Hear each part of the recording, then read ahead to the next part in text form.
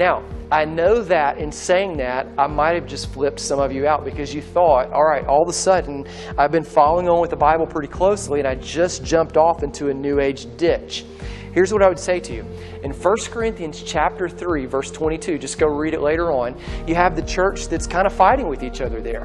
And some people are saying, well, hey, I follow Paul. Some people are saying, well, I follow Apollos. He's a really skilled orator. Some people say, well, we follow Peter. We follow Cephas. And Paul writes to him when he says, hey, nonsense.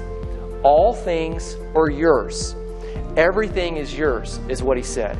And he goes on and he says, if it's something that I taught, that Paul taught, that's good, it's yours. If it's something that Apollos taught that's amazing, take it, it's yours.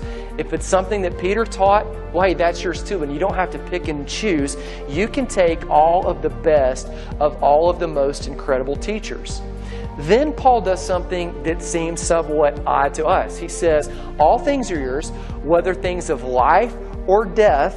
And he continues going, and he lists off all of these areas, and he says, everything of the cosmos is yours. They're all Christ's, and Christ is God's. All this is yours. And when he lays out these terms, he's using the words that we would use in our terminology for biology. He's using the same words we would use for zoology. He's using the same words, the same Greek words we would use for thanatos, for death.